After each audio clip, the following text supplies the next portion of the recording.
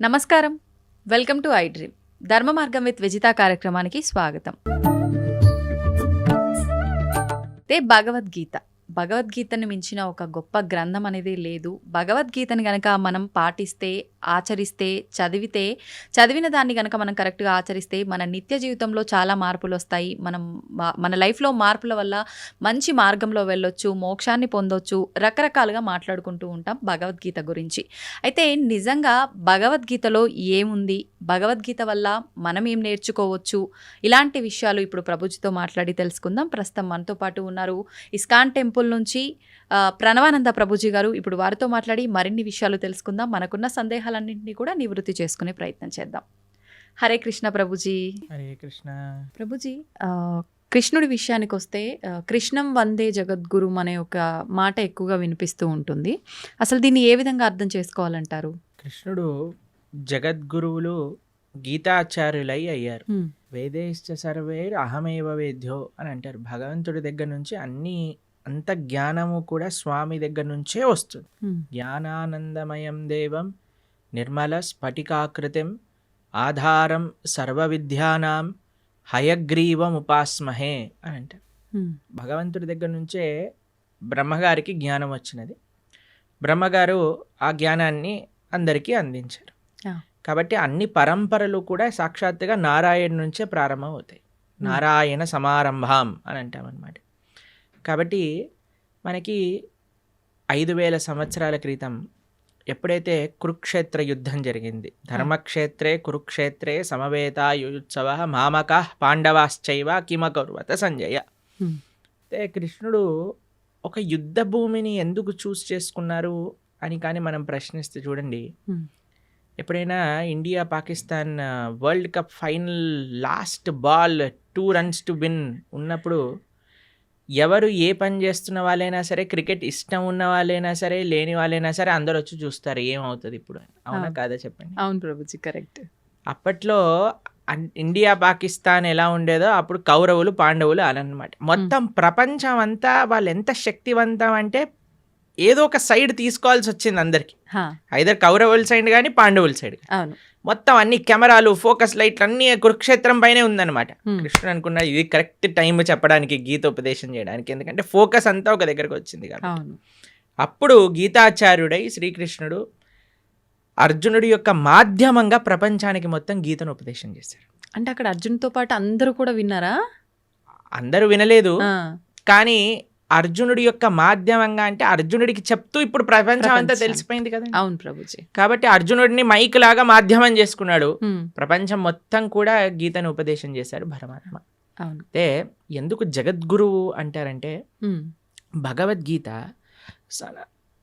సనాతన ధర్మానికి ఒక ఫౌండేషన్ బుక్ అన్నమాట. సనాతన ధర్మం యొక్క సిద్ధాంతాలన్నీ కూడా భగవద్గీత ప్రస్తావన చేసింది, ప్రతిపాదన చేసింది. అందుకే ఆచార్యులందరూ కూడా గీత పైన భాష్యాన్ని రచించారు. కాబట్టి ఇప్పుడు చూడండి, మీకు ఒక విషయం చెప్తాను. మీరు ఒక న్యూస్ పేపర్ ఇచ్చారనుకోండి, మీరు ఈ న్యూస్ పేపర్ చదవండి అని చూస్తారు. మీరు ఇది నిన్న న్యూస్ పేపర్ పక్కన పెట్టేస్తారు. అవునా? మీకు ఒక డైరీ ఇచ్చారనుకోండి, ఇప్పుడు 2025 వస్తుంది, మీరు చూసారనుకోండి, అరే ఇది 2023, ఇది ఏమంటారు మీరు సామాన్లు లిస్ట్ రాసుకోవడానికి, తర్వాత ఐరన్ ఎన్ని ఇచ్చారు అని రాసుకోవడానికి యూజ్ చేస్తారు. ఎందుకంటే 2023 డైరీ 2025లో పనిచేయదు. కానీ మీరు చూడండి, భగవద్గీత 5000 సంవత్సరాలు అయినది, కానీ ఇప్పటికీ అందరూ అధ్యయనం చేస్తున్నారు భగవద్గీతని. ఇప్పటికీ అన్నిటికంటే మోస్ట్ కమెంటెడ్ బుక్ ఏదన్నా ప్రపంచంలో ఉంటే అది భగవద్గీత. ప్లస్ భగవద్గీతలో ఏం మార్పులు లేవు. స్వామి చెప్పిన 700 శ్లోకాలు ఏవైతే భగవద్గీతలో ఉన్నాయో అవే నడుస్తూ ఉన్నాయి ఇప్పటికి కూడా. ఇంకా వాటి యొక్క అప్లికేషన్ పెరుగుతుంది. మొన్న మేము ఒక మేనేజ్మెంట్ కోర్స్ అటెండ్ అయ్యామన్నమాట. అందులో చెప్తున్నారు, ప్రపంచంలో ఎవరు మేనేజ్మెంట్ ప్రిన్సిపల్ చెప్పినా అది భగవద్గీత నుంచే దొంగతనం చేసినవి. వాళ్ళు తీసుకెళ్ళిపోతారు, దాన్ని ఒక వెస్టర్నైజ్డ్ పబ్లిసిటీ చేసి మనకు అమ్మేస్తూ ఉంటారు. మనమేమో చాలా అమాయకులుగా ఎంత బాగా చెప్పారు అని. అవన్నీ గీతలో ఉన్నాయి. కాబట్టి గీతాచార్యుడిగా ప్రపంచంలో ఎవరైనా సరే గీత పట్టుకొని చదివితే వారి యొక్క మనసు మార్పు చెంది వారి యొక్క జీవితం మార్పు చెందే ఒక జ్ఞానాన్ని కృష్ణుడు ఇచ్చాడు కాబట్టి ఆయన జగద్గురువు అయ్యారు, మొట్టమొదటి జగద్గురువు అయ్యారు. కాబట్టి అందరి గురువులకి ఆయనే గురువు. ఎందుకంటే ఆయన ఉపదేశం చేసిన తత్వములే మనందరం మాట్లాడుకుంటాం కాబట్టి. అవును. అది నారాయణుడిగా ఆయన జ్ఞానాన్ని ఇచ్చిన, కృష్ణుడిగా ఆయన జ్ఞానాన్ని ఇచ్చిన, వ్యాసుడిగా ఆయన జ్ఞానాన్ని ఇచ్చిన, హయగ్రీవుడిగా ఆయన జ్ఞానాన్ని ఇచ్చిన, హంసావతారంగా జ్ఞానాన్ని ఇచ్చిన, కపిలుడిగా జ్ఞానాన్ని ఇచ్చిన, అన్ని అవతారాలు జ్ఞానాన్ని పంచడానికి కోసమే వచ్చాయి. కాబట్టి ఆయన జ్ఞాన నిధి. అందులో భగవంతుడికి షడైశ్వర్య సంపూర్ణుడు అంటాడు. భగవాన్ అనే వాటికి నిర్వచనంగా పరాశర మహర్షి విష్ణు పురాణంలో షడ్ ఐశ్వర్యములు పరిపూర్ణంగా కలిగినవారు అని చెప్తారు. అందులో ఒక ఐశ్వర్యం సకల జ్ఞానము కలిగినవాడు ఆయన. కాబట్టి ఆయనకి తెలియనదంటూ ఏముండదు. ఆయన ఇచ్చేదే మనకి ధర్మము అని అంట. అందుకే మన శాస్త్రములు ధర్మస్తు సాక్షాత్ భగవత్ ప్రణీతం. భగవంతుడు చెప్పినదే ధర్మము, భగవంతుడు చెప్పిందే గీత. ఆ గీత ఎక్కడ ప్రపంచంలో ఎవరు అధ్యయనం చేసి పాలించినా సరే వాళ్ళు సుఖ సంతోషాలతో ఉంటారు. కృష్ణుడు గీతాచార్యుడై జగద్గురువులై వసుదే వసుతం దేవం కంస చానూర మర్దనం దేవకీ పరమానందం కృష్ణం వందే జగద్గురు. అటువంటి గీతా జయంతి మహోత్సవాన్ని కూడా మనం ఇటీవల చేసుకున్నాం. ఈ నెల రోజులన్నీ మార్గశీర్ష మాసం అంతా చాలా ముఖ్యమైనది. ఎందుకో తెలుసా అండి, కృష్ణుడు గీతలో చెప్పారు ఒక విషయాన్ని, మాసానా మార్గశీర్షోహం అని అన్నారనమాట. కాబట్టి ఈ మార్గశీర్ష మాసం అంతా కూడా గీతను అధ్యయనం చేయటం, గీతని వినటం. మన ప్రణవానంద దాస్ అనే ఛానల్ ఉంటుంది యూట్యూబ్లో. అందులో మనకి ప్లేలిస్ట్లో ఒకసారి మనం 18 అధ్యాయాలకి 18 గంటలు మనం ప్రవచనం అని చెప్పామన్నమాట. అది వినడానికి ప్రయత్నం చేస్తే మనకి గీత ఏం చెప్పాలనుకుంటుంది అనే విషయాలు మొత్తం కూడా మనకు అర్థమవుతాయి. అలా గీతని వినటం, గీతని చదవటం, గీతని 10 మందికి ఇవ్వటం ఈ మార్గశీర్ష మాసంలో చాలా ముఖ్యమైన విధానం అన్నమాట. ప్రభుజీ, గీతా జయంతి అన్నారు కదా, గీతా జయంతి అంటే ఆ రోజు రచించడం జరిగిందా, చెప్పడం జరిగిందా, ఎందుకు అది గీతా జయంతిగా చెప్పబడింది? మీరు ఎప్పుడైనా పుట్టినరోజు, ఒక పుస్తకం పుట్టినరోజు చూసారా అండి? కేవలం ఒకటే పుస్తకం పుట్టినరోజు ఈ ప్రపంచంలో ఉంటుంది, అది గీతా జయంతి. అంటే పుట్టినరోజు చేస్తున్నామంటే ఆ పుస్తకం ఎంత గొప్పదో అర్థం చేసుకోండి. అయితే గీతా జయంతి యొక్క విశేషత ఏంటి అని అంటే, గీత ఆ రోజు శ్రీకృష్ణుడు ఉపదేశం చేశారు అని ఒక విషయం చెప్తారు. ఓకే. లేదు, అమావాస్య రోజు ఉపదేశం చేశారు, సంజయుడు దాన్ని ప్రతిపాదన చేశారు ధృతరాష్ట్రుడికి, అది ఏకాదశి రోజు అని కూడా విషయం చెప్తారు. కానీ గీత ప్రకాశితమైన రోజు ఇది మనం తెలుసుకోవాలి. అర్జునుడికి కృష్ణుడు ఉపదేశం చేసిన రోజు గీతా జయంతి. అసలు రచించింది ఎవరు ప్రభుజీ గీతని? కృష్ణుడు చెప్పాడు, వ్యాసుడు రచించాడు. అంటే విన్నది అర్జునుడు కదా, మళ్ళీ అంటే వ్యాస భగవానుడికి ఇప్పుడు వ్యాస భగవానుడి యొక్క శిష్యుడు సంజయుడు. సంజయుడికి ఒక వరం ఇస్తాడనమాట వేదవ్యాసుడు. నువ్వు ఎక్కడున్న విషయమైనా సరే నీకు కనిపిస్తుంది, నీకు అది అర్థమవుతుంది అని. ఎందుకంటే ధృతరాష్ట్రుడికి చెప్పాలి, మామక పాండవైశ్చైవ కిమ కుర్వత సంజయ్, ఏం చేస్తున్నారు వాళ్ళు అని సంజయుడిని అడిగాడు. సంజయుడు ఆ దివ్య దృష్టితో చూశాడు. కృష్ణుడు అర్జునుడికి చెప్పిన విషయాలన్నీ కూడా సంజయుడు ధారణ చేసి ధృతరాష్ట్రుడికి చెప్పాడు. సంజయుడు మాధ్యమంగా వేదవ్యాసుడికి తెలిసి వేదవ్యాసుడు కూడా రచించాడు. కాబట్టి మహాభారతము వేదవ్యాస లిఖితం. అందులో కృష్ణుడు ఉపదేశం చేసిన భగవద్గీత మధ్యలో పొందపరిచింది అనమాట. కాబట్టి భగవద్గీత అటు శృతి ఇటు స్మృతి, అపౌరుషేయము లిఖించబడినది. రెండు కూడా విశేషమైన లక్షణం భగవద్గీతకి. అయితే ఇప్పుడు మనందరం చూస్తున్నది తెలుగులో మనకు కనిపిస్తుంది గీత అని అంటే, ముందుగా రచించింది సంస్కృతంలోనేనా ప్రభుజీ? సంస్కృతంలో ఉన్నప్పుడు అంటే ఎవరంటే వాళ్ళు చదవడానికి అంటే బ్రహ్మాండంగా గీతని ఎవరైనా చదువుకోవచ్చు. చిన్నపిల్లలు, స్త్రీలు, వృద్ధులు, పురుషులు ఎవరైనా సరే గీత అధ్యయనం చేసుకోవచ్చు, బ్రహ్మాండంగా చదువుకోవచ్చు. ఇలా ప్రభుపాదుల వారి దయ వల్ల ఆయన ఏం చేశారంటే గీత యొక్క యాక్సెసిబిలిటీ ఎలా పెంచారు అని అంటే, ఏ లాంగ్వేజ్ సుమారుగా 70 కంటే ఎక్కువ లాంగ్వేజెస్లో శ్రీల ప్రభుపాదుల వారి యొక్క భగవద్గీత ట్రాన్స్లేట్ చేయబడింది. మీకు విషయం చెప్తాను, లాస్ట్ 50 yearsలో 55 కోట్ల గీత పుస్తకాలు వితరణ చేసింది ఇస్కాన్. 55 కోట్ల పుస్తకములు వితరణ చేశారు ప్రపంచవ్యాప్తంగా. అది గొప్ప విషయం అన్నమాట. కాబట్టి అలా మనం ఈ గీతా వితర అనేది చాలా ముఖ్యమైన సేవ. కాబట్టి మీరు ఏ లాంగ్వేజ్లో శ్రీల ప్రభుపాదుల భగవద్గీత యథాతథం అని మీరు టైప్ చేశారనుకోండి, మీకు ఈజీగా లభించేస్తుంది. దాన్ని చక్కగా మనం చదువుకోవటమే. అది తెలుగులో అంటే తెలుగులో, ఇంగ్లీష్‌లో అంటే ఇంగ్లీష్‌లో, హిందీలో అంటే హిందీలో అన్నిట్లో ఉంది. ఇప్పుడు గీతని అంటే దానం చేయొచ్చా ప్రభుజీ? ఎవరికి దానం చేయొచ్చంటారు ఒకవేళ అంటే దానం మన ఇంట్లో చేయాలంటే? ఉండే పుస్తకాన్ని దానం చేసేయకూడదు. మన ఇంట్లో ఉండే పుస్తకాన్ని మనం చదువుకుంటూ ఇంకో చదువుకోవాలి. పుస్తకాన్ని తీసి దానం చేయొచ్చు. ఇప్పుడు చూడండి ఆ! అందరికీ ఒక క్రేజ్ పెరిగిపోయింది ఈ మధ్యలో రిటర్న్ గిఫ్ట్స్ అని. ఆ! సరే మీరు అవును. ఏ అవును. చిన్న ఫంక్షన్ చేసినా సరే రిటర్న్ గిఫ్ట్ రిటర్న్ ఇవ్వాలి. గిఫ్ట్. ఇప్పుడు వచ్చే గిఫ్ట్ కంటే వెళ్ళే గిఫ్ట్ ఇంకా ఈ ప్రెస్టీజియస్‌గా ఉండాలి అని ఆలోచిస్తూ అవును. ఉంటారు. పెళ్ళిల్లో ఉండే వాళ్ళందరూ ఆలోచిస్తుంటారు ఏమి ఇవ్వాలి? ఏమి ఇవ్వాలి? ఏం ఆ! చేయాలని. మీరు ఏ వస్తువు ఇచ్చినా సరే ఇదేంటి? ఇది అందరు ఇస్తున్నారు. ఇదెందుకు? దీనికంటే ఎక్కువ తీయొచ్చు కదా! అన్నీ కంప్లెయింట్స్ వస్తూ ఉంటాయి. ఎవరు సాటిస్ఫై చేయలేం. అవును. ఈ నా పర్సనల్ సజెషన్ ఏంటి అంటే సనాతన ధర్మంలో ఉండే వాళ్ళు ఎవరైతే వివాహం చేసుకుంటారో రిటర్న్ గిఫ్ట్‌గా అందరికి ఒక గీతా పుస్తకాన్ని ఇవ్వండి. మంచి సలహా ప్రభుజీ.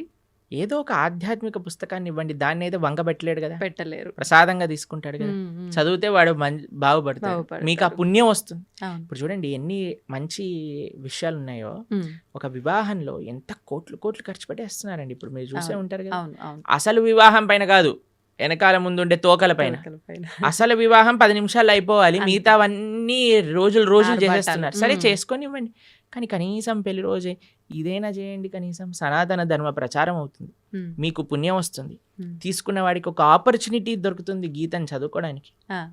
కాబట్టి ఎంతమంది అయితే వివాహాలు చేసుకుంటున్నారో మీరు కానీ ఈ వీడియో మీ దగ్గరకు వస్తే మీకు కృష్ణుడు ఒక అవకాశాన్ని ఇస్తున్నారు గీత పంచడానికి అని అనుకోండి. హ్మ్. మాకు ఎంతోమంది తెలుసండి. చాలామంది పెద్ద పెద్ద ఆఫీస్ ఫంక్షన్స్ జరిగినప్పుడు ఏదైనా జరిగినప్పుడు మొన్నే మేము ఆదిలాబాద్లో ఉన్నప్పుడు ఒక ఆయన ఆ! 108 భగవద్గీత పుస్తకాలు తీసుకెళ్ళి వాళ్ళ ఇంట్లో జరిగే ఉత్సవంలో అందరికి ఇవ్వాలి అని తీసుకెళ్ళారనమాట. హుహుహు.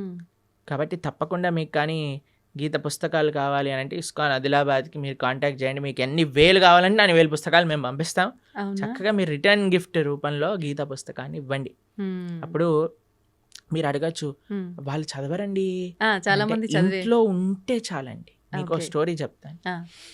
ఒకళ్ళకి మేము గీత ఇచ్చామన్నమాట. వాళ్ళన్నారు మా ఇంట్లో చదవరండి పుస్తకాలు అన్నారు. హ్మ్. మీ పిల్లలైనా మీరు చదవకపోతే మీ పిల్లవాడు ఏం చదువుతాడండి? వాడికి అసలు ఇంట్రెస్ట్ లేదండి అని. ఆ! సరే అయ్యా మీ ఇంట్లో పెట్టుకో ఎవడైనా వచ్చినప్పుడు చదువుతాడు వాడు అని అన్నాను. అంతే. సరే అని వాళ్ళ ఇంట్లో పెట్టుకున్నారనమాట. ఆ! పెట్టుకుంటే వాళ్ళ ఇంట్లోకి హైదరాబాద్లో ఉంటారు వాళ్ళు. హ్మ్. అయితే వాళ్ళ ఇంట్లో ట్రీట్మెంట్ కోసమని వాళ్ళ చుట్టాలు ఎవరో 3 రోజుల కోసం వచ్చారట హైదరాబాద్లో ఓకే. ఉండడానికి. అయితే 3 రోజులకి పాటు ట్రీట్మెంట్ హాస్పిటల్కి వెళ్ళి ఇంటికి రావటం, హాస్పిటల్కి వెళ్ళి ఇంటికి రావటం అలా జరుగుతుంది. వాళ్ళు అనుకున్నారట సాయంత్రం పూట ఏం చేయాలి అని వాళ్ళకి పుస్తకం షెల్ఫ్లో గీత కనిపించింది. అయితే మేము చెప్పాము ఎవరో ఒకరు చదువుతారు మీరు అవునవును. ఉంచుకోండి ఇంట్లో అని అన్నాను అంతే. ఆ! వాళ్ళు తీసుకున్నారు, వాళ్ళు చదివారు, ఆ! వాళ్ళకి చాలా నచ్చింది ఆ పుస్తకం. వాళ్ళ ఇంటికి తీసుకెళ్ళిపోయారు. హ్మ్. వాళ్ళు ఉండేది ఎక్కడో మహబూబ్ నగర్ ప్రాంతంలోనే ఎక్కడో. ఆహా! వాళ్ళు గీత చదివి వాళ్ళు భక్తులైపోయారు. ఓహ్! మేము ఒక కార్యక్రమానికి వెళ్ళినప్పుడు ఆ! వాళ్ళు మాకు ఈ విషయం చెప్పారు. ప్రభుజీ మీరు ఒకళ్ళ గీత ఇస్తే వాళ్ళ ఇంట్లో ఉన్న గీత మేం చదివితే మేము భక్తులం అయిపోయాం. పోనీలెండి. ఎవరికొకరికి ఉపయోగపడింది ఎవరికో మీరన్నట్టుగా. ఒకళ్ళకి ఇప్పుడు బాంబు పెట్టారనుకోండి ఎక్కడో ఒక చోట పేలుతుంది పేలుతది. కదండి. అవును. అలానే గీత కూడా అంతే. హ్మ్. మన దగ్గర ఉండాలంతే. మీరు చదవకపోతే మీ పిల్లలు, ఏ పిల్లలు చదవకపోతే ఎవరికో మనవాళ్ళు మనవరాళ్ళు ఎవరో ఒకళ్ళు చదువుతారు. హ్మ్. గీత ఉన్న దగ్గర తరించకపోవటము అంటూ ప్రశ్నే లేదు. హ్మ్. గీత ముట్టుకున్నవాడు, చూసినవాడు, దర్శించుకున్నవాడు, ఒక పేజ్ చదివినవాడు, ఒక అక్షరం చదివినవాడు అందరూ తరిస్తారు. దాంట్లో ఎటువంటి డౌటే లేదు. హ్మ్. ఏ లాంగ్వేజ్‌లో ఉన్నది చదివినా గూడా మనకు ఏ కరెక్ట్‌గా లాంగ్వేజ్లో ఉన్న గీతా మహాత్యం చెప్తుంది. గీత ఎక్కడైతే ఉంటే అది సాక్షాత్తుగా ప్రయాగ క్షేత్రంతో సమానము. హ్మ్. కాబట్టి మన ఇంట్లో మనకి చాలా ముఖ్యం అండి. హ్మ్. మనకి మీకు సాంప్రదాయంలో చూస్తే మనం మంగళం అని మంగళహారతి భగవంతుడికి సమర్పణ చేస్తాం. అవును. అందులో శాస్త్రాలకు కూడా మనం మంగళహారతి సమర్పణ చేస్తామన్నమాట. ఏవైతే వైదికమైన గంధములు మన ఇంట్లో ఉంటాయి. ఆ! ఆ! కాబట్టి ప్రతి ఒక్కళ్ళింట్లో గీత, భాగవత, రామాయణాదులు ఉండవలసినదే. హ్మ్. మీరు అనుకోకండి మా ఇంట్లో ఎవరు చదవరు. తెచ్చి పెట్టండి ఎవరో ఒకళ్ళు చదువుతారు. పూజ రూమ్‌లో పెట్టి ఉంచొచ్చా ప్రభుజీ? పూజ రూమ్‌లో పెట్టేసి మంచిగా వాటికి అన్ని క్లాత్ కట్టేసేసి లోపల పెట్టేసి దండలేసేసి పుష్పాలు, పూలు, పసుపు చదవాలన్నా సరే ఆ మూట తీయటం కూడా పలకన్నా సరే వద్దులే బాబు అన్నట్టుగా ఉండకూడదు. ఉండదు. యాక్సెసిబుల్గా ఉండాలి ఎవడైనా చదువుకోవాలన్నప్పుడు. అవును. అవును. కాబట్టి ఈ పూజ చేసేయమనండి అంటే ఇప్పుడు అందరూ మొన్న గీతా జయంతి రోజు ప్రవచనం చెప్తున్నాం అనమాట. ఆ! ఏమన్నా మీ అందరికీ ఇప్పుడు భగవద్గీత ఆరాధన ఎలా చేయాలో చెప్తాను. అందరు ఫస్ట్ ఆచమనం చేయండి అనగానే అందరు పుస్తకాలు తీసుకొని రాసుకుంటున్నారనమాట. ఫస్ట్ ఆచమనం చేయాలి, దాని తర్వాత మీ కుడి చేత్తో గీత తీసుకోండి, కుడి చేత్తో గీత తీసుకోండి, ఎడం చేత్తో పట్టుకోండి, దాన్ని ఓపెన్ చేయండి, చదవటం ప్రారంభించండి, ఇదే ఆరాధన అంటే ఇదేనా ఆరాధన, మేము ఇంకేదైనా చెప్తారే అనుకున్నాం ప్రభుజీ గారు, ఏం పుష్పాలు తేవాలి, ఏం అభిషేకాలు చేయాలి అని. కాబట్టి అంటే భగవంతుడి ఫోటోకు ఆరాధన చేసినట్టు చేయాలనుకున్నారు. ఒక్కొక్క విధానం ఒక్కొక్క వస్తువుకి ఒక్కొక్క రకంగా ఆరాధన చేస్తాం. గ్రంథాలకి ఆరాధన ఎలా చేస్తాము అని అంటే అధ్యయనం చేయటమే ఆరాధన, అది చదవటమే ఆరాధన. ఓకే. కాబట్టి ఏదో మనం ఆరతులు తిప్పేసామా అది ఇది కాదండి. మెయిన్ మనం చదవాలి పుస్తకాన్ని, గీతను, భాగవతాన్ని, వీటన్నిటిని అధ్యయనం చేయటమే ముఖ్యం. ఇప్పుడు చదవాలన్నప్పుడు చాలా మందికి మాంసాహారం తినే అలవాటు ఉంటుంది కదా ప్రభుజీ, మాంసాహారం తిన్న తర్వాత చదవాలనుకుంటే చదవచ్చా? ఫస్ట్ మాంసాహారం మానేయండి అందరూ. మానలేము అనుకుంటే తప్పదు. అలా ఎందుకు అనుకుంటారు మానలేము అని? మనం జీవహింస చేయటం మానలేము అని అంటే ఎలా అంటే చెప్పండి. ఇప్పుడు టెర్రరిస్ట్ అన్నాడు అనుకోండి, నేను జనాల్ని చంపటం మానలేను అని అంటారా? అప్పుడు మీరేమంటారా? పర్వాలేదు నాన్న, నువ్వు నీకు అనిపించట్లేదు కదా చంపేసే అని అంటామా మనం? అనలేము. చెప్పండి, అంటారా మీరు? అనలేము. లేదండి మాకు చంపాలనే ప్రాణం ఉంది అంటే కంటిన్యూ అంటామా? కాను కదా. కాబట్టి మనం ఫస్ట్ నాన్ వెజ్ ఆపేసేయండి, ధార్మికంగా ఉండండి. లేదండి మేము ఎంత చెప్పినా మేము మారము అన్న వాళ్ళు పర్వాలేదు, గీత చదవటం ప్రారంభం చేయండి, ఆ గీత యొక్క అనుగ్రహం చేత మానేస్తాం. ఓకే. కాబట్టి మీకు ఒక విషయం చెప్తాను, ఎందుకు మానేయమంటున్నాం అంటే, ఇప్పుడు గీత చదివినప్పుడు అది వంటికి ఎక్కాలి కూడా కదండి. అవును. ఇప్పుడు డాక్టర్ గారి దగ్గరికి వెళ్తారు మీరు, డాక్టర్ గారి దగ్గరికి వెళ్ళినప్పుడు డాక్టర్ ఏం చేస్తారు, మీకు ఈ మెడిసిన్ వేసుకోండి అని ఇస్తారు, దాంతోపాటు ఇవి తినకూడదు అని ఒక లిస్ట్ ఇస్తారు మరి. అవును ప్రభుజీ. డాక్టర్ ఏమంటాడంటే ఇవి తినటం ఆపేస్తేనే నీకు ఈ మెడిసిన్ పనిచేస్తుంది. అవునా కదా చెప్పండి. ఇప్పుడు మీరు నాకు అడిగారు అనుకోండి, ప్రభుజీ మెడిసిన్ మెయినా ఇవి ఆపేయటం మెయినా అని నేను మిమ్మల్ని అడిగాడు అనుకోండి, మీరు ఏం చెప్తారండి? మెడిసినే మెయిన్ అని చెప్తా నేను. మెడిసినే మెయినా, ఆపటం మెయిన్ కాదు కదా. కాదు, దాని బదులు ఇంకో ఫుడ్ తినొచ్చు, కానీ మెడిసిన్ ఆపితే అది తగ్గదు కదా ప్రభుజీ. నేను అడిగే ప్రశ్న ఏంటి అంటే, ఇప్పుడు ఈ మెడిసిన్ మెయిన్ అనుకున్నాం అనుకోండి, ఈ మెడిసిన్ వేసుకుంటూ డాక్టర్ తినద్దు అన్న విషయాలు కూడా తింటూ ఉన్నాం అనుకోండి, మనకి మెడిసిన్ శరీరం పైన పనిచేస్తుందా? పనిచేయదు. రెండు మెయినే కదా. ఎంత మెడిసిన్ మెయినో అంతే పథ్యం కూడా మెయిన్. అవునా కదా. అలానే ఎంత మనం గీత చదవటం ముఖ్యమో అంతగా ఏవైతే గీత వద్దు అని అంటుందో వాటిని దూరంగా పెట్టడం కూడా ముఖ్యమే. మనం ఎప్పుడైతే మాంసాహారం, మద్యం, మాదక ద్రవ్యాలు, జూదం ఆపటం వల్ల ఏమవుతుంది అంటే, మెడిసిన్ ఏదైతే మనం తీసుకుంటున్నా, గీత అధ్యయనం చేస్తున్నామో, జపం చేస్తున్నామో, పూజ చేస్తున్నామో, ఆరాధన చేస్తున్నామో అది మనకి వంటికి ఎక్కుతుంది. మనకి ఏంటి తత్వము అని అర్థం అవుతుంది, లేకపోతే అర్థం కాదు. ఎందుకంటే ఈ డీపర్ స్పిరిచువల్ సైన్సెస్ అర్థం చేసుకోవాలంటే మనం సత్వగుణంలోకి రావాలి. సత్వగుణం అంటే ఎటువంటి జీవహింస, ప్రాణిహింస, స్వయం హింస. ఇప్పుడు చూడండి, మాంసాహారం తినడం అంటే వేరే వాడిని హింసించటం. మాదక ద్రవ్యాలు, సిగరెట్, మందు, ఇప్పుడు చూడండి, ఈ శాస్త్రం వరకు చెప్పాల్సిన అవసరం లేదండి, సిగరెట్ డబ్బా పైనే చూపిస్తుంది స్మోకింగ్ కాజెస్ క్యాన్సర్. మీరు సినిమాలలో ఒక చిన్న వాడు మందు బాటిల్ చూపించాడంటే పక్కన smoking and drinking is dangerous to health అని అంటారు. అవును ప్రభుజీ. ఒకటి, మీరు వేరే వాళ్ళనైనా హింసిస్తున్నారు, మీ శరీరాన్ని మీరు స్వయంగానే హింస పెట్టుకుంటున్నారు. ఎక్కడైతే హింస ఉన్నదో అక్కడ ధర్మం ఉండలేదు. మొన్న మేము ఒక విషయంలో చెప్తున్నాం అనమాట, హిందూ అంటే అర్థమే హింసకి ఎంతో దూరంగా ఉండేవాడే హిందువు. అది హిందూ యొక్క అర్థం. కాబట్టి మాంసాహారం తిని గీత చదవచ్చా అని అంటే ఫస్ట్ మాంసాహారం మంజేయండి. ఇప్పుడు ధనుర్మాసం వస్తుంది, తర్వాత కొత్త సంవత్సరం వస్తుంది, ఒక సంకల్పం తీసుకోండి. ఎవరైనా అంటారండి మేము తినకపోతే చచ్చిపోతామని? అలాంటి వాళ్ళు ఎవరైనా ఉంటారా? లేదు కదా. అదేమి నేను ఇప్పుడు ఊపిరి పీల్చుకుపోతే చచ్చిపోతాను అని అంటే ఓకే పర్వాలేదయ్యా, ఊపిరి పీల్చుకో అని చెప్తాను. నీళ్ళు తాగకపోతే చచ్చిపోతాను, సరే పర్వాలేదు, అది కూడా ఒప్పుకుంటే. నేను వేరే ప్రాణిని చంపి తినకపోతే చచ్చిపోతాను అనేవాడు ఉంటాడా అండి ఎవరైనా? లేరు కదా. కాబట్టి అది నీ ప్రాణం పైకి రావట్లేదు, కాబట్టి వేరే వాళ్ళ ప్రాణం తీయకు. కాబట్టి మనం ఒక సంకల్పం తీసుకుందాం, మంచిగా ధార్మికంగా ఉండడానికి ప్రయత్నం చేద్దాం. ఎందుకు మీకు ఈ విషయాలు చెప్తున్నానంటే, ఒకళ్ళు ఇటీవల మాకు చెప్పారు, ఒక కంపెనీలో పనిచేసే 250 మంది ఎంప్లాయీస్ ఆ. మన వీడియోస్ వల్ల మాంసాహారాన్ని మానేసిన వాళ్ళు ఉన్నారు. అవును అవును కాబట్టి అందుకేసమే మనం మళ్ళీ చెప్తున్నాం, ఎందుకంటే జనాలకు పాపం తెలియదు. ఇప్పుడు ఉండే ప్రవచనకర్తలు కూడా ఎలా తయారయ్యారంటే, ఏం తిన్నా పర్వాలేదు, మీరేం చేసినా అంతే. పర్వాలేదు, అన్నీ వీటికి వాటికి సంబంధం లేదు, అది ఇది అంటున్నారు. అవును కానీ అలాంటి వాళ్ళు ఉన్నప్పుడు మనకి ధర్మం ఏంటో తెలిసినప్పుడు మనం కరెక్ట్గా చెప్పాలి కదా, అది మన కర్తవ్యం కదండి. అవును ప్రభుజీ. కాబట్టి అందుకోసం చెప్తున్నాను. కాబట్టి మంచిగా ధార్మికంగా ఉండండి, ఆ, మంచి భగవంతుడి యొక్క కృప పొందే విధంగా ఉండాలి. కాబట్టి గీత చదవండి. గీత చదివిన విషయాలు ఎప్పుడైతే మనం అర్థం చేసుకుంటామో అప్పుడు మన చెడు అలవాట్లన్నీ కూడా ఒకదాని తర్వాత ఒకటి పోతాయి, దాంట్లో ఎటువంటి సందేహం లేదు. ప్రభుజీ, ఇప్పుడు ఆహార నియమాలు అయితే పాటించాలి ఆధ్యాత్మికంగా మనం ఉన్నప్పుడు, మన ధర్మ ప్రకారంగా శాస్త్రంలో ఏం చెప్పబడిందో అని అన్నారు. అయితే ఆహార నియమాలు పాటించడం వరకు ఓకే, కానీ ఆహారం కూడా తినకుండా, అంటే ఉపవాసం తినకుండా పూజలు చేయమని అలా ఉందా మన ధర్మంలో, అంటే ఏం చెప్తారు? మీకు ఒక విషయం తెలుసా, ఇప్పుడు ఒక పెద్ద థియరీ నడుస్తుంది, మీరు ఇంటర్నెట్లో చూడండి ఈ విషయం గురించి. ఎంత మనం తక్కువ తింటే అంత మన ఆరోగ్యం బాగుంటుంది. అవును. మీకు ఒక సైంటిస్ట్, అవార్డ్ విన్నింగ్ సైంటిస్ట్ ప్రతిపాదన చేసింది, 15 రోజులకు ఒకసారి కానీ ఉపవాసం ఉంటే క్యాన్సర్ని మొత్తం క్యాన్సర్ సెల్స్ని తినేస్తుంది బాడీ అని, ఫుల్ బాడీ డీటాక్స్ అయిపోతుంది అని. 15 రోజులకు ఒకసారి వచ్చేది ఏకాదశి. మనం ఏకాదశి ఉపవాసం ఉండండి రా అంటే, దేవుడు అలా ఉండమన్నాడా, ఇది చేయమన్నాడా అని అంటారు. కానీ వెస్టర్న్ సైంటిస్ట్ వచ్చి do this fasting and you'll be cancer cells will be gone అనగానే ఓ వా అని అంటారు మన వాళ్ళు. అది మన దగ్గర ఉండే ఒక మూర్ఖత్వం అంటారు చూడండి, అమాయకత్వము, అజ్ఞానము అని అనొచ్చు మనం. కాబట్టి మన శాస్త్రం ఏదైతే చెప్తుందో అది జాగ్రత్తగా ఆచరించటం వల్ల మనకు తెలుస్తుంది. ప్రతిదీ ప్రశ్నించాల్సిన అవసరం లేదండి. మనం ఏం చేయాలంటే ఫస్ట్ ఆచరించాలి. ఇప్పుడు మీకు స్కూల్లో అడ్మిషన్ ఇచ్చారనుకోండి, యూనిఫామ్ వేసుకోండి, సాక్స్ ఈ కలర్లో ఉండాలి, షూస్ ఇలా ఉండాలి, పాలిష్ చేసుకొని రావాలి, హెయిర్ స్టైల్ ఇలా ఉండాలి, ఆడపిల్లలు అయితే జడ వేసుకొని రావాలి అని చెప్తారు. ఎందుకు జడ వేసుకోవాలి, ఎందుకు యూనిఫామ్ వేసుకోవాలి, ఎందుకు షూ పాలిష్ చేసుకోవాలి, ఇవన్నీ అడగం. చెప్పింది చేస్తాం.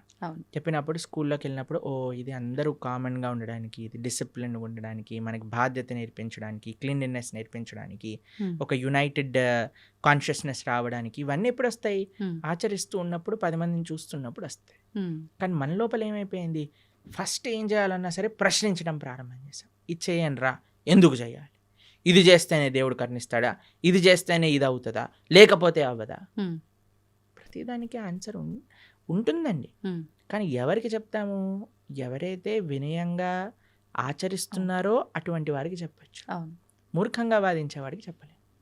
కాబట్టి ఉపవాసం ఎందుకోసము, ఇలా వ్రతం ఎందుకోసము, లేదా ఒక పూజా విధానం ఎందుకోసము అని అంటే అది మనల్ని భగవంతుడి దగ్గరికి తీసుకెళ్తుంది, భగవత్ ప్రీత్యర్థం. మన ఆరోగ్యం బాగుండటం ఇవన్నీ సెకండరీ. కొన్ని నియమాలు శాస్త్రములు చెప్పాయి, ఈరోజు ఇలా ఉండండి, ఈరోజు ఇలా ఉండండి అని. మన పెద్దలు చెప్పిన మాట, పెద్దల మాట పెరగన్న మూట అంటాం కదండి. పెద్దలు చెప్పిన మాటే పెరగన్న మూట అంటే శాస్త్రం చెప్పిన మాట ఇంకెంత మంచిది చెప్పాలి. కాబట్టి ఆచరించడం ప్రధానం. ఒకసారి ఆచరించడం ప్రారంభం చేస్తే మనకి ఎవరిని అడగకుండా తెలిసిపోతుంది ఎందుకు చేయమన్నారు ఏంటి, ఆ బెనిఫిట్స్ మనమే చూస్తాం.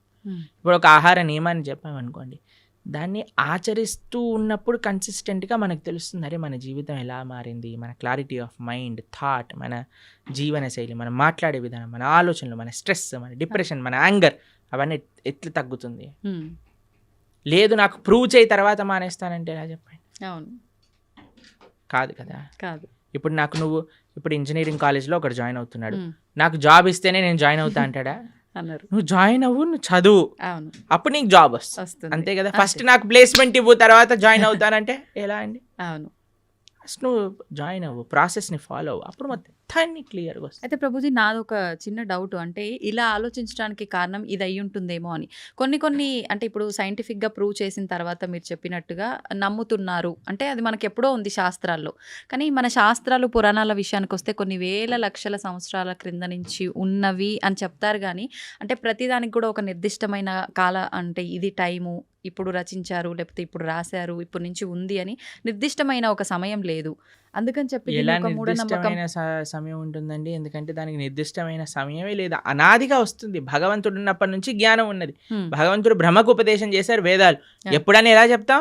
అది అని అంటాం. అవును, ఆదికి టైం ఇన్ఫినిటీకి ఎప్పుడు అయిపోతుంది ఇన్ఫినిటీ చెప్పండి అంటే ఎలా అంటాం?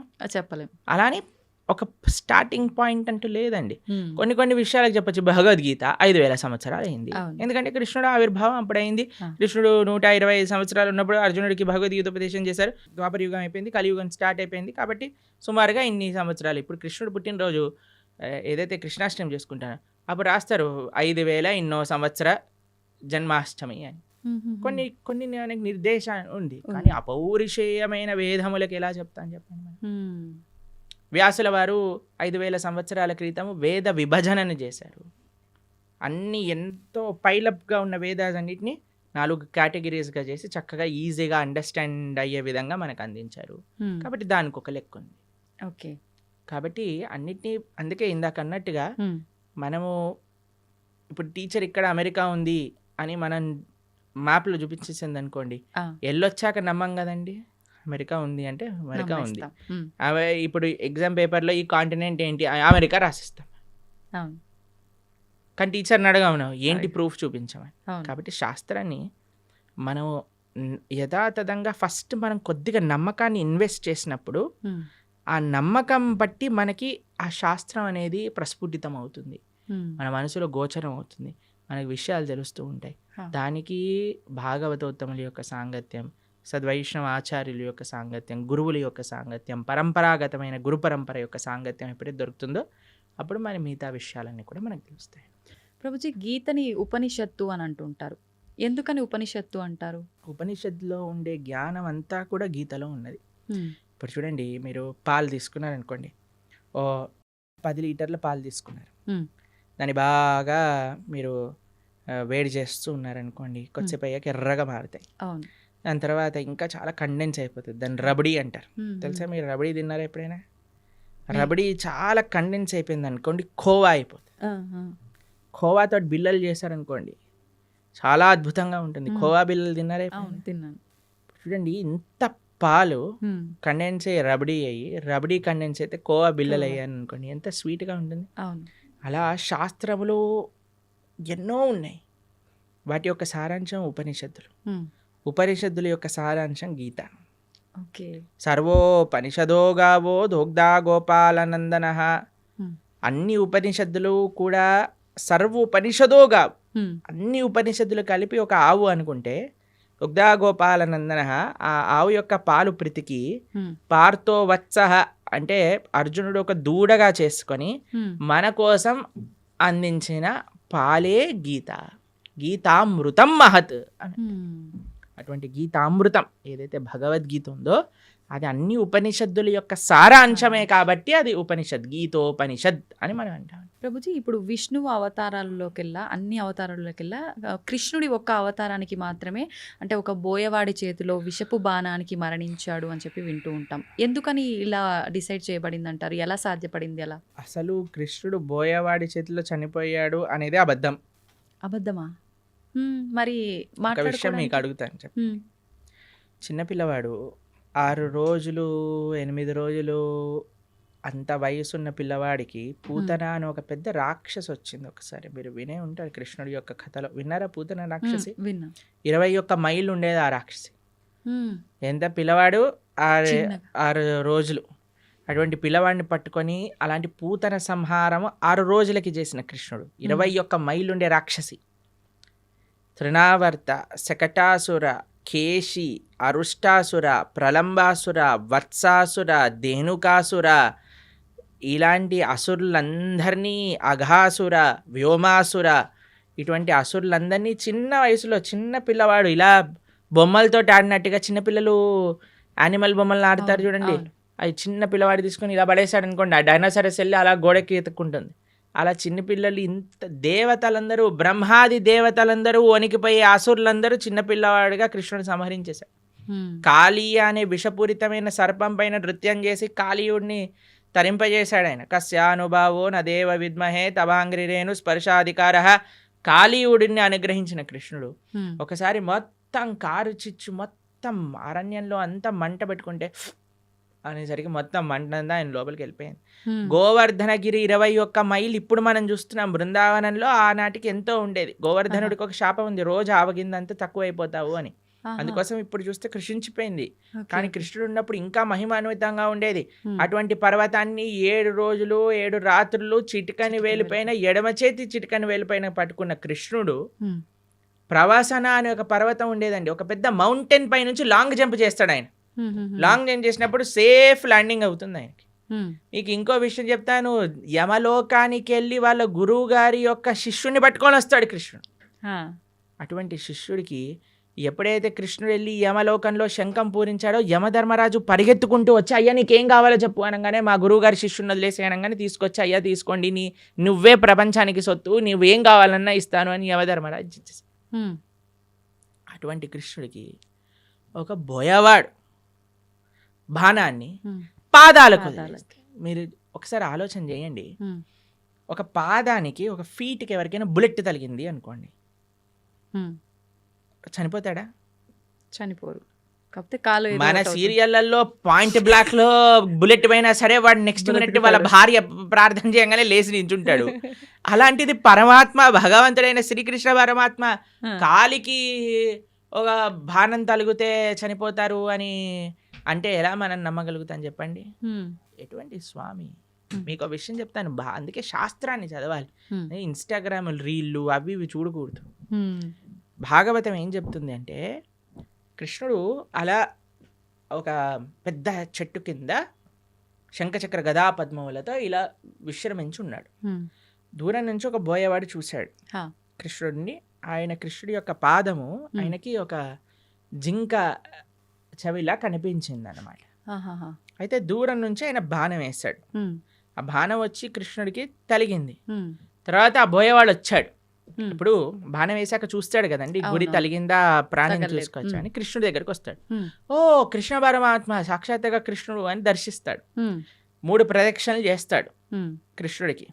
కృష్ణుడు అంటే అయ్యా నీకు మోక్షాన్ని ఇచ్చేస్తున్నాను ఆ. అని, నువ్వు నా విరమణ చేసే నేను లీలలో, నా అంతర్ధానం అయ్యే లీలలో నువ్వు కూడా నీ యొక్క కాంట్రిబ్యూషన్ ఇచ్చావు ఓకే, కాబట్టి ఓకే. నీకు మోక్షాన్ని షూట్ చేసిన వాడేమో మోక్షానికి ఇచ్చేసాడు ఆయన, ఆ. ఈయనేమో శరీరాన్ని చనిపోతాడా? విడిచిపెట్టేశారంటే ఎంత విచిత్రం చూడండి. దాని అవును. తర్వాత ఏదో ఆ బాణం అలానే ఉంది. ఉమ్.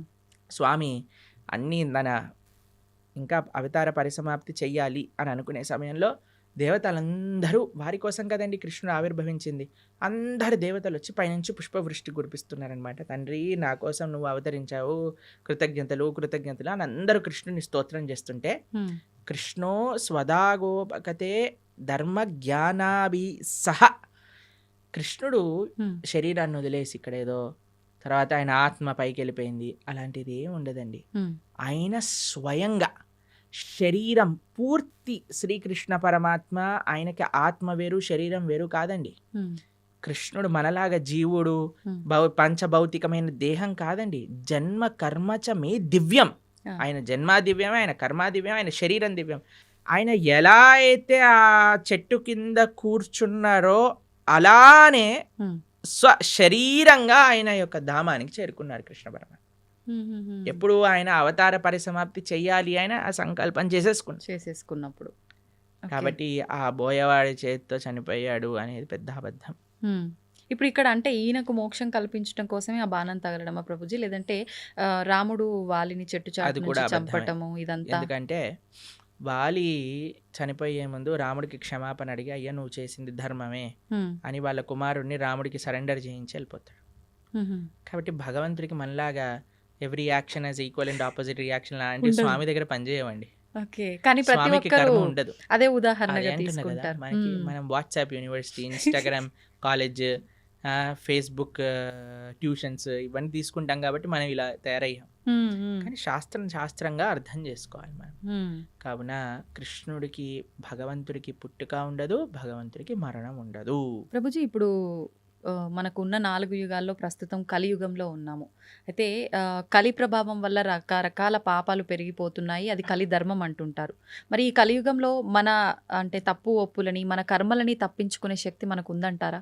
కలో దోష నిదేరాజన్ అస్తి ఏకోన్ మహాన్ గుణాన్ కీర్తనాదేవ కృష్ణస్య ముక్త సంగపరం రజేత్ అని మన శాస్త్రం చెప్తుంది. ఉమ్. కలియుగంలో మీరు చెప్పినట్టుగా దోషాల నిధి. ఇంకా మీకు విషయం చెప్పినా అండి, కలియుగం స్టార్టే అవ్వలేదు. ఆ. ఇది ఇంకా యుగ సంధి కాలము అని అంటారు. మొట్టమొదటి 5,000 సంవత్సరములు, 5,000 సంవత్సరములు, 6,000 సంవత్సరాలు అలా చేంజ్ అన్నమాట. బ్రిడ్జ్ టైం ఇది. అంటే ఆహా. ద్వాపర యుగానికి కలియుగానికి బ్రిడ్జింగ్ టైం ఇది. మార్గం అనుకోవాలా అంటే ప్రభుజీ? పూర్తి కలియుగం ఆరంభం అవ్వలేదు ఇంకా. అవ్వలేదు. ఓకే. ఈ 5-10 ఇయర్స్, 5,000 ఇయర్స్ హ్మ్, సంధి కాలము అని అంటారనమాట దాన్ని. హ్మ్. కాబట్టి ఇంకా కలియుగం ప్రారంభం అవ్వకముందే కలియుగం ఇలా అన్యాయం ఘోరం అంటున్నారు. ఇంకా కలియుగం ప్రారంభమయ్యాక ఇలా ఉంటుంది చెప్పండి. ఇంకా ఘోరాలు ఎక్కువ అప్పుడైతే ఇంకా మీరు భక్తి చేయాలన్నా, ధర్మం చేయాలన్నా మీకు ఎవడు ఐ డ్రీమ్స్ టీవీలో కృష్ణుడి గురించి మాట్లాడేవాడు ఉండడు. మొత్తం ఎంటర్టైన్మెంటే ఉంటుంది. ఓకే. కాబట్టి ఇప్పుడే మనకి వస్తుంది, కాబట్టి ఇప్పుడే మనం సీరియస్గా తీసుకొని ఇప్పుడే మనం జపం చేసుకోవటం, గీత చదువుకోవటం. ఎందుకంటే మళ్ళీ అనుకోవచ్చు మళ్ళీ వచ్చే జన్మలో చూద్దాం. వచ్చే జన్మలో నువ్వు చూడొచ్చు, కానీ నీకు చెప్పేవాడు ఎవడు ఉంటాడు కదా. అవును, అవును. కలియుగం ముందుకు వెళ్తూ ఉంటే ధర్మం మెల్లమెల్లగా తగ్గిపోతూ ఉంటుంది. కాబట్టి ఆ ధర్మం మనకి ఈ మానవ జన్మ ఇప్పుడు వచ్చింది, ఇప్పుడు మనకి మంచి విషయాలు తెలుస్తున్నాయంటే ఈ క్షణం మనం మంచి మార్గంలోకి వెళ్ళవలసింది. ప్రభుజీ, మీరు అసలు కలియుగం ప్రారంభమే అవ్వలేదు, ఇది సంధికాలం అంటున్నారు. కానీ ఈ మధ్య జరిగిన ప్రారంభమైనది కానీ పూర్తిగా కలి ప్రభావం లేదు ఇప్పుడు ఇంకా. Okay, okay. కానీ చాలా మంది అసలు కలియుగం యుగాంతమే జరగబోతోంది అని చెప్పి ఇప్పుడు వచ్చిన భూకంపాలు, ఈ ప్రళయాలను చూసి అంటున్నారు కదా. టైం ఉంది, ఇప్పుడే లేదా? ఇంకా చాలా టైం ఉంది. ఇంకా 4 లక్షల పైన సంవత్సరాలు ఉంది కలియుగం అయిపోయేసరికి. దాంట్లో ఏమి ఇది లేదు, చాలా అన్యాయాలు పెరిగిపోతున్నాయి. ఇందాక మనం అన్నట్టుగా కలో దోష నిదే రాజన్, దోషములతో కూడుకున్నది కలియుగం. కానీ ఇందులో ఒక గొప్ప విషయం ఏంటి అంటే కీర్తనాదేవ కృష్ణస్య, భగవంతుడి యొక్క కీర్తన, భగవంతుడి యొక్క నామ జపం చేయటం చేత మనిషి తరించిపోతాడు. మిగతా యుగములలో తరించడం చాలా కష్టం, కలియుగంలో చాలా సులభం తరించడం. కేవలం భగవంతుడి యొక్క నామం హరే కృష్ణ కృష్ణ కృష్ణ హరే హరే, హరే రామ రామ రామ హరే హరే ఇది షోడశాక్షరనామ్నాం కలికల్మషనాశనం నాతరపరతరోపాయ సర్వవేదేషు దృశ్యతి. హరిర్నామ హరిర్నామేవ కేవలం కలోర్నాస్తైవ నాస్తైవ గతిరన్యదా. ఇది శాస్త్రం చెప్పింది. ఈ కలియుగంలో తరించడానికి ఇంకొక మార్గం లేదు, హరినామమే మనకి శరణు. యదాప్నోతి తదాప్నోతి కలౌ సంకీర్త కేశవం అని అంటారు. మిగతా యుగములలో చేసే దాన తప కర్మ క్రియలు అన్నిటి యొక్క ఫలితము కూడా కలియుగంలో కేవలం భగవన్నామం జపం చేయటం చేత వచ్చేస్తాయి. యదాప్నోతి తదాప్నోతి కలో సంకీర్త కేశవం, ఆ కృష్ణుడి యొక్క నామస్మరణ అన్నిటికంటే గొప్పది. కాబట్టి ఎన్ని రకాల ఆపదలు మనకున్నాయన్నా, ఎన్ని రకాల డిస్ట్రాక్షన్స్ ఉన్నాయన్నా, ఎవరైతే భగవన్నామాన్ని పట్టుకుంటాడో వాడికి ఎటువంటి తిరుగు లేనే లేదు. ప్రభుజీ, భగవంతుడు ఏదైనా ఆశిస్తాడు అంటే తను సృష్టించిన మనిషి నుంచి తాను ఏమైనా ఆశించడం అనేది జరుగుతుందంటారా? ఆశిస్తాడు. ఏం ఆశిస్తాడు? ఏ వస్తువుని ఆశించడు, మనస్సుని ఆశిస్తాడు. భగవంతుడికి ఏమీ అవసరం లేదు. భగవాన్ ఆయన అంటారు ఏది భగవంతుడికి అవసరం లేదు, మనస్సు భగవంతుడికి అవసరం. ఈ ప్రపంచంలో ఉండే వాళ్ళకి ఏంటి, మన డబ్బులు అవసరం, మన అందం అవసరం, మన పలుకుబడి అవసరం, మన వస్తువులు అవసరం, మన ఇల్లు అవసరం. కానీ ఎవరినైనా మీరు అన్నారనుకోండి, మేము ఇప్పటి నుంచి మీరు ఇంట్లోకి వెళ్ళి చెప్పారనుకోండి, మేము వంట చేయను, జాబ్కి వెళ్ళను, ఏమీ చేయను, కానీ 24 గంటలు మీ గురించే ఆలోచిస్తూ ఉంటాను, నిన్నే ప్రేమిస్తూ ఉంటాను అని అంటే ఏమంటారు మీ ఇంట్లో వాళ్ళు? చాలా బ్రహ్మాండం అమ్మా అంటారా? అనరు. ఏమంటారు? పిచ్చి పట్టింది, దీనికి ఏదో అయింది అంటారా? మీరు భగవంతుడి దగ్గరికి వెళ్ళాలని అనుకోండి, అయ్యా నేను నీకేం పూజ పునస్కారం ఏం చేయలేను తండ్రి, కానీ 24 గంటలు నిన్ను మనసులో స్మరించగలుగుతా అంటే భగవంతుడు ఏమంటాడు? నువ్వే నాకు కావాలి అంటాడు. ఎందుకంటే ఈ ప్రపంచంలో ఉండే వాళ్ళందరికీ వస్తువులు అవసరం, భగవంతుడికి మనస్సు అవసరం. మనం ఏం చేస్తున్నా, మనస్సు కూడా ఈ ప్రపంచంలో ఉండే వాళ్ళకి ఇస్తున్నాం. కాబట్టి మనము ఈ ప్రపంచంలో ఉండేటప్పుడు మన బాధ్యతలు నిర్వర్తిస్తూ మన మనసుని భగవంతుడికి ఇవ్వాలి. అట్లా అని చెప్పి భగవంతుడికి నాకు ఏది వద్దని చెప్పి ముందు కూర్చొని ధ్యానం చేస్తే బ్రతకలేం కదా ప్రభుజీ, అన్ని కావాలి. అలా బ్రతకమని చెప్పాడా కృష్ణుడు? భగవద్గీతలో అర్జునుడు అదే అన్నాడు, నేను వెళ్ళిపోతాను, సన్యాసం తీసుకుంటాను. కృష్ణుడు అన్నాడు, మా మనుస్మర యుద్ధ, నన్ను గుర్తుపెట్టుకుంటూ యుద్ధం చేయాలి నీ కర్తవ్యము అని అన్నాడు. కాబట్టి మనం మన బాధ్యతలను నిర్వర్తిస్తూ భగవంతుణ్ణి గుర్తుపెట్టుకోవాలి, భగవంతుణ్ణి స్మరిస్తూ చెయ్యవాలి. ఇది తత్వం. మనం నిత్యం ఎన్నో రకాల మాటలు మాట్లాడుతుంటాం ఉదయం లేచిన దగ్గర నుంచి పడుకునే వరకు. ఈ మాట్లాడే మాటలు సత్యమే పలకాలి, అబద్ధాలు ఆడకూడదు అని చెప్పి అంటుంటారు. కానీ చాలామంది అబద్ధాలు ఆడుతూ ఉంటారు. అయితే భగవంతుడికే తప్పలేదు అబద్ధాలు ఆడటం, మానవ మాత్రం మనకెంత, కురుక్షేత్ర యుద్ధంలో శ్రీకృష్ణుడు అంతటి వాడే అబద్ధాలు చెప్పాడు అని చెప్పి కొంతమంది అంటుంటే విన్నాను. నిజంగా కృష్ణుడు అబద్ధం ఆడా? అబద్ధం ఆడటానికి వీళ్ళు ఒక సాకుగా అది తీసుకుంటున్నారా అంటే ఏం చెప్తారు? అబద్ధం అంటే నిర్వచనం ఏంటో తెలుసా అండి? భగవంతుడు ఏదైతే చెప్పాడో దానికి విరుద్ధంగా చెప్పటమే అబద్ధం చెప్పటము అని అర్థం. ఓకే. భగవంతుడు ఏదైనా మాట్లాడాడు అంటే అది అబద్ధం అవ్వదు. ఆయన సత్యం, ఆయన స్వరూపమే సత్యం. అవును. భగవంతుడి కంటే పెద్ద సత్యం ఇంకొకటి లేదు. లేదు. ఆ సత్యం అబద్ధం ఆడినా సత్యమే అవుతుంది. కాబట్టి భగవంతుడు ధర్మస్తు సాక్షాత్ భగవత్ ప్రణీతం. భగవంతుడు ఏం చెప్తాడో అది ధర్మం అవుతుంది. భగవంతుడు మనకి అపరెంట్గా అబద్ధం ఆడాడు అనన్నా సరే ధర్మ సంరక్షణ కోసము, లోక పరిపాలన కోసము అంటాడు. కానీ మనలాగా మన స్వార్థం కోసం మన తప్పులు పక్కన పెట్టుకోవడానికి అనరండి. అవును. ఒక వ్యక్తి ఎందుకు అబద్ధం ఆడతాడు? వాడు చేసిన తప్పుని ఇది చేసుకోవడానికి, కప్పిపుచ్చుకోవడానికి. కానీ భగవంతుడు అలా చేయలేదండి. భగవంతుడు ఏదన్నా చేశాడు అని అంటే దాని వెనకాల ఎంతో రీజన్ ఉంటుంది. అంతేగాని నేను కూడా భగవంతుడు ఆడాను కదా అని నేను కూడా చేశాను అనుకోండి, పులిని చూసి నక్క వాత పెట్టుకున్నట్టు అవుతుంది. అవును. కాబట్టి మన వాళ్ళకి అన్ని చెడు పనులను సమర్థించుకోవడానికి భగవంతుడి పైన బాణాలు వేసేవాళ్ళు ఫస్ట్ అసలు భగవత్ తత్వం అంటే ఏంటో అర్థం చేసుకోవాలి. ఇప్పుడు చూడండి, మీరు ఒక సిగ్నల్ దగ్గర నించున్నారనుకోండి, మీ దగ్గర సిగ్నల్ దగ్గర ఉన్నారు, మీకు రెడ్ లైట్ పడింది, ఆగారు. ఒక సీఎం, చీఫ్ మినిస్టర్ కాన్వాయ్ పోతుంది, ఆయన జుమ్ జుమ్ జుమ్ జుమ్ అని కార్లు వెళ్ళిపోతాయి. హే వాడు ఎందుకు వెళ్తున్నాడు, నేను కూడా వెళ్తానని మీరు కూడా వెళ్ళారనుకోండి, మిమ్మల్ని తీసి బొక్కలు పడేస్తారు. అంతే కదండి. కాబట్టి ఒక్కొక్కళ్ళకి ఒక్కొక్క పద్ధతి ఉంటుంది, ఒక్కొక్కళ్ళకి ఒక్కొక్క నియమం ఉంటుంది. ఆ నియమాన్ని ఆచరించడంలో గొప్పగా ఉంటుంది. కానీ పక్కన వాడి నియమాన్ని వాడెందుకు ఆచరించట్లేదు? ఇప్పుడు చూడండి, మీరు చాలా ఆశ్చర్యం ఏంటంటే గుళ్ళల్లో లైన్లలో నించుంటారు జనాలు.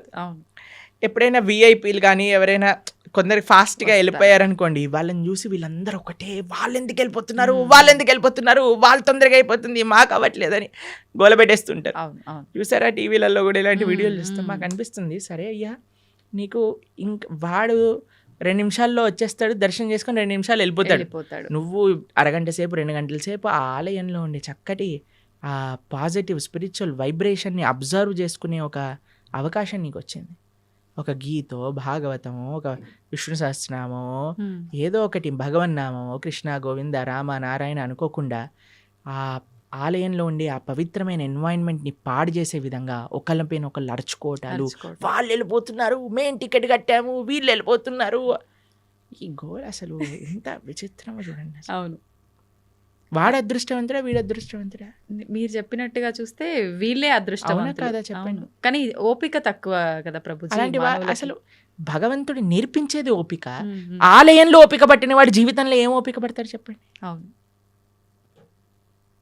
ఈ వ్యక్తి ఏమన్నా ప్రైమ్ మినిస్టరా తొందరగా వెళ్ళిపోయి దర్శనం చేసుకోవడానికి? లేదు.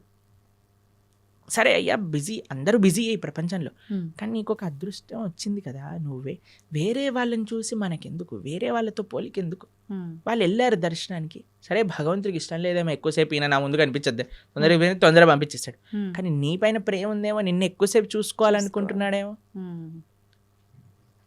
కాబట్టి మాకు చాలా బాధేస్తుందండి ఎక్కడైనా ఆలయంలో ఆ ఫైటింగ్ నేచర్ ఎప్పుడైతే వచ్చేస్తుందో, అది మొత్తం ఆ అట్మాస్ఫియర్ని పాడు చేసేస్తాం. కాబట్టి భగవంతుడితో మనకొద్దు, వేరే వాళ్ళతో పోలికొద్దు, మనము మన జీవితాన్ని పరిశీలన చేసుకుందాం. నేను ధార్మికంగా ఉన్నానా, ఆధ్యాత్మికత సనాతన ధర్మంలో వేరే వాళ్ళతో కంపారిజనే ఉండదు. నా జీవితాన్ని నేను భగవంతుడికి ఎలా సమర్పణ చేస్తున్నాను. ఇప్పుడు ఎగ్జామ్లో ప్రిపేర్ అయ్యేది నువ్వు నీ ప్రిపేర్ అవుతాం, కానీ పక్కన వాడు అది ఆ చాప్టర్ వదిలేశాడు కాబట్టి నేను కూడా వదిలేస్తున్నాను, చెప్పని వాడు ఇది చేస్తున్నాడు కాబట్టి నేను కూడా అది చేస్తున్నాను. నీ ప్రిపరేషన్, నీ కాన్ఫిడెన్స్ నీది, నీ ఎగ్జామ్, నీ పర్ఫార్మెన్స్, నీ రిజల్ట్, నీ భవిష్యత్. అలానే ధర్మానికి వచ్చేసరికి నేను భగవంతుడికి ఆన్సరబుల్. ఒకరోజు భగవంతుడి ముందు నించున్నప్పుడు నేను చెప్పాలి సమాధానం.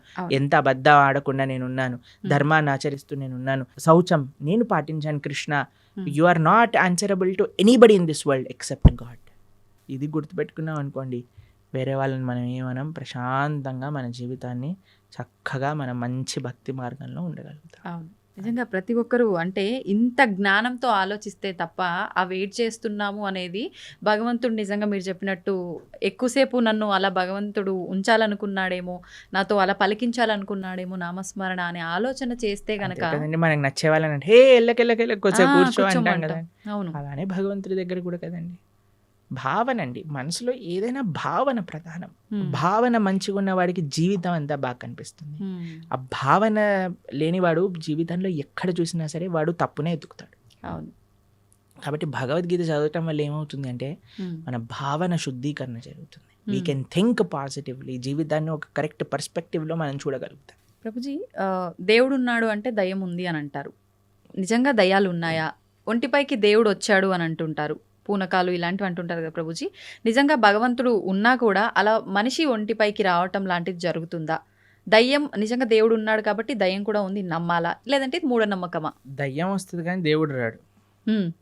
ఎందుకంటే మనం చేసే చెత్త పనులకి, మన శరీరంలో ఉండే ఆ అపవిత్రమైన ఆలోచనలకి భగవంతుడు ఎందుకు రావాలనుకుంటాడండి అసలు మానవుడి దగ్గరకి?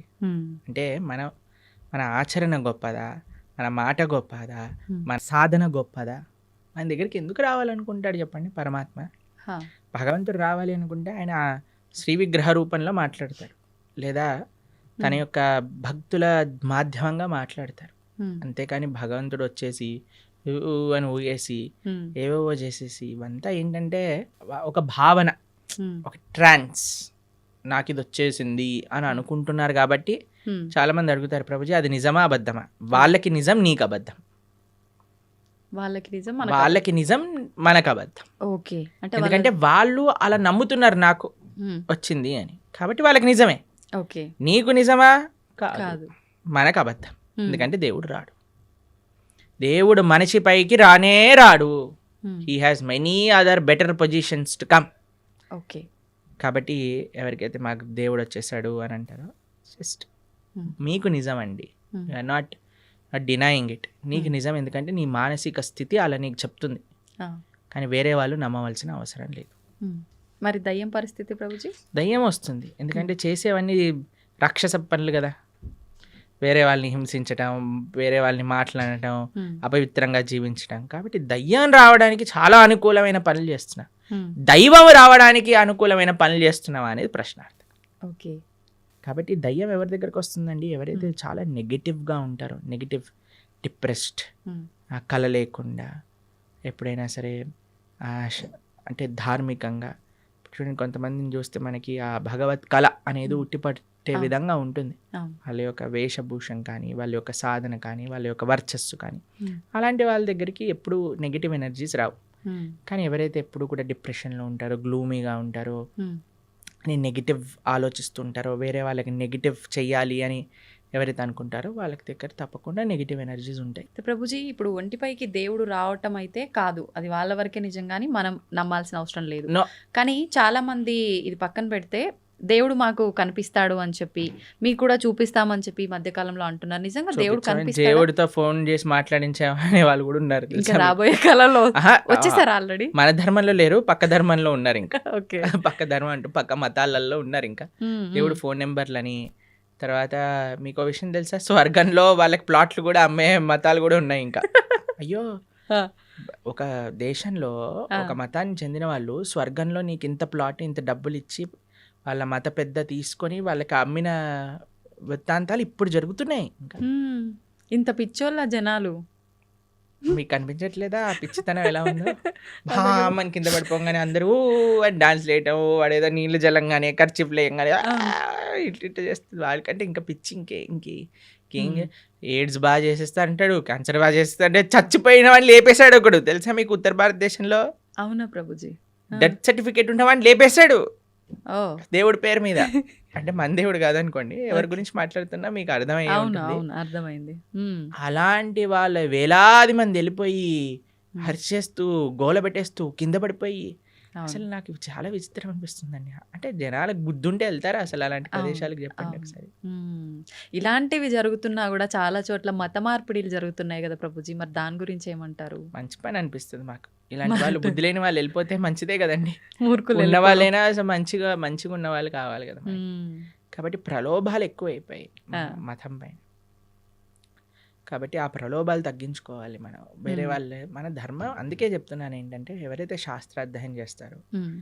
ఎవరైతే మంచిగా శాస్త్రాన్ని చదువుకొని వాటిని పాచరిస్తారో వాళ్ళని ఎవ్వరు ఏ ప్రలోభం పెట్టి మార్చలేరు. మూర్ఖపు ఆలోచనలతో ఉండి, దుర్మార్గపు ఆలోచనలతో ఉన్న వాళ్ళు మాత్రమే ఇది మూఢనమ్మకం అని భావించి ఇంకో దాంట్లోకి వెళ్ళడానికి ప్రయత్నిస్తారు. సంతోషం ప్రభుజీ. చాలా మంచి విషయాలు చాలా అద్భుతంగా వివరించారు. అందరికీ అర్థమయ్యే విధంగా. ధన్యవాదాలు. హరే కృష్ణ.